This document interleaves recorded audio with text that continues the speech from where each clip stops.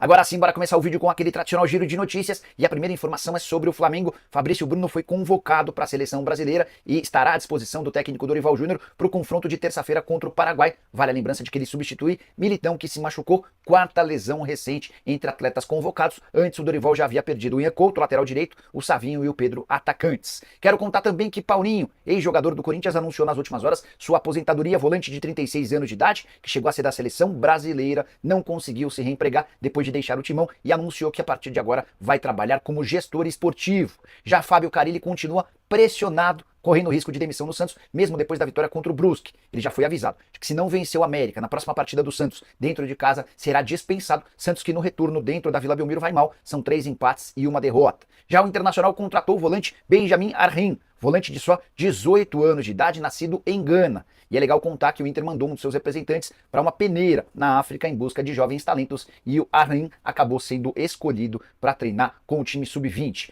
Para completar o giro de notícias, contar que o Grêmio vai entrar com pedido de efeito suspensivo no STJD para ter Renato Gaúcho. O treinador pegou 4 jogos de gancho depois de tirar todo o banco de reservas e levar para o vestiário nos minutos finais da partida, que terminou com derrota contra o Bahia. Para completar, ele ainda foi bastante crítico à arbitragem na entrevista coletiva. Bora falar agora sobre Neymar, notícia importante que vem da Arábia Saudita. Um dos jornais de lá assegura que o atleta vai precisar de mais 2 meses para voltar a jogar. A previsão inicial seria de que o Neymar jogaria em setembro. Até por isso, ele foi inscrito pelo Al Hilal e está à disposição do Jorge Jesus. Mas, se essa informação for de fato verídica, corre-se o risco de o Neymar só voltar a atuar em janeiro do ano que vem. Isso porque, apesar de a lista de inscritos já ter sido completada e entregue pelo Al Hilal, até 11 de setembro, os times da Arábia Saudita podem fazer alterações. E se de fato constatarem que o Neymar vai precisar de mais 2 meses de recuperação, só voltando em novembro, o Jorge Jesus cogita tirá-lo da lista de atletas à disposição no Campeonato Saudita e recolocar o Renan Lodge. A próxima lista aberta seria apenas em janeiro, o que tornaria a passagem do Neymar ainda mais discreta pelo futebol saudita. Com a camisa do Al Hilal, ele só atuou 5 vezes, 3 partidas do Campeonato Nacional e outras 2 de ligas internacionais. Atleta que se contundiu em 17 de outubro do ano passado. Se esse novo prognóstico valer, ele vai ficar mais de 1 ano ausente dos campos. Queria que você usasse o espaço para comentário para dizer o que você pensa a respeito dessa cirurgia no ligamento cruzado anterior do joelho esquerdo do Neymar. Hora de falar sobre o São Paulo com a chance de faturar até 32 milhões de reais com um atleta que nem pertence mais ao tricolor. Eu me refiro a Elinho, o ponto esquerda revelado em Cotia, que está muito perto de virar reforço do Toluca. Informação que foi confirmada por gente do Red Bull Bragantino, operação que pode chegar até 15 milhões de dólares, incluindo bônus. Operação com esses valores bateria 84 milhões de reais, com a lembrança de que quando foi vendido do São Paulo para o Red Bull Bragantino, o São Paulo faturou 24 milhões. Tricolor também estabeleceu como cláusula de contrato o direito a 35% do valor de uma venda futura, com mais 3% do mecanismo de solidariedade, aquele percentual que garante os clubes formadores. O São Paulo teria direito a 38% do total desses 84 milhões, ou seja, quase 32 milhões de reais.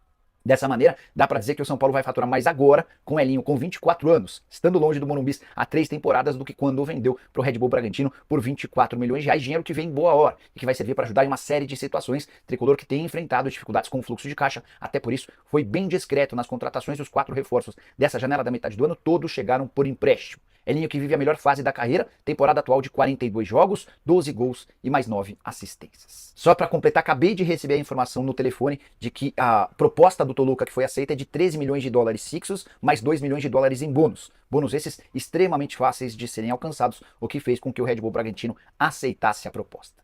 Bora falar agora sobre o Clube Atlético Mineiro, o Galo que passa por enormes dificuldades financeiras. Informação do meu amigo Thiago Fernandes dá conta de que o clube andou procurando alguns credores com a ideia de adiar os pagamentos de agosto e setembro. A alegação é de que por conta de um enorme problema com o fluxo de caixa, o Atlético não vai conseguir cumprir com alguns desses compromissos, empurrando os pagamentos para outubro e novembro. Por credores você pode entender uma série de situações, como outros clubes, empresários que têm direito a receber comissões.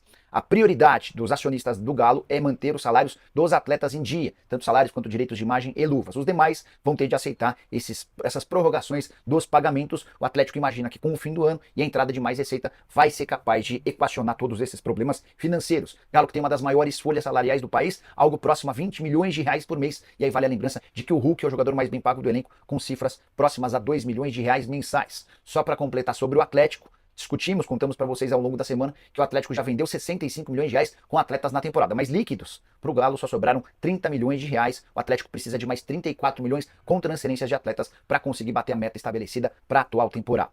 Bora falar agora sobre o Vasco e a busca por um zagueiro.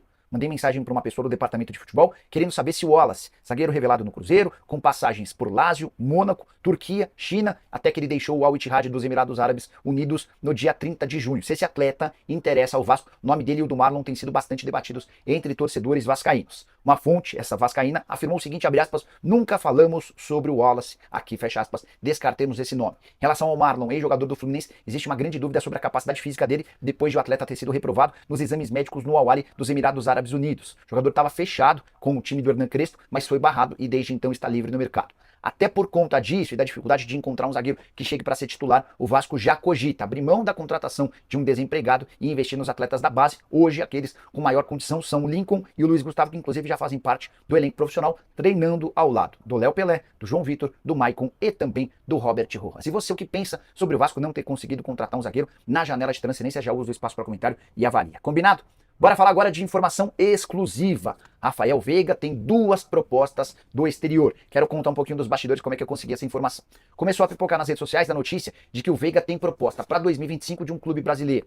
Fui conversar com o André Cury, empresário do atleta, e ele descartou, disse que essa é uma grande invenção, não tem absolutamente nada de clubes nacionais. Mas, em meio a essa conversa, o André assegurou que 2 ofertas oficiais estão nas mãos da presidente Leila Pereira no momento, uma da Rússia e outra do Catar. Vale a lembrança de que esses 2 mercados seguem com janelas abertas. A janela na Rússia se encerra em 12 de setembro e a do Catar em 1º de outubro. O Catar, entre as ligas que contratam jogadores brasileiros, é aquela com a janela mais ampla. Não acho que o torcedor do Palmeiras deva se preocupar com a possibilidade de o Veiga ser negociado. Até porque o André Cury nem está no Brasil, ele está no Chile cuidando de assuntos pessoais. Volta a São Paulo apenas no dia 11 e no dia seguinte a janela da Rússia fecha. Se houvesse alguma coisa muito bem encaminhada, certamente ele não estaria no Chile e sim na Rússia tratando sobre essa negociação. Vale a lembrança também de que a Leila Pereira já havia assegurado que não vai vender nenhum titular antes do Super Mundial de Clubes, competição marcada para os Estados Unidos na metade do ano que vem. E é dessa maneira que se encontra o Rafael Veiga, atleta cujo contrato se encerra em dezembro de 2026, multa de 60 milhões de euros. Verdão é dono de 85% dos direitos econômicos, os outros 15% são do jogador. Veiga, que já disputou 310 partidas e marcou 92 gols com 42 assistências. Bora fechar o vídeo para contar para vocês o que há de verdade na possibilidade de Kurzawa, lateral esquerdo francês que já foi do PSG, pintar como reforço do Corinthians. Primeiro a falar sobre esse tema foi o Marco Belo, contando que o lateral foi oferecido. Alguns influenciadores que trabalham, que cobrem o Corinthians, asseguram que já existem negociações e que o Corinthians ofereceu ao Kurzawa um contrato de risco até dezembro. Se ele fosse aprovado e batesse as metas, aí sim teria seu contrato prorrogado. Na manhã desse domingo, um pouquinho antes de gravar esse vídeo, conversei com um dirigente importante do Corinthians e ele assegurou que não existe negociação.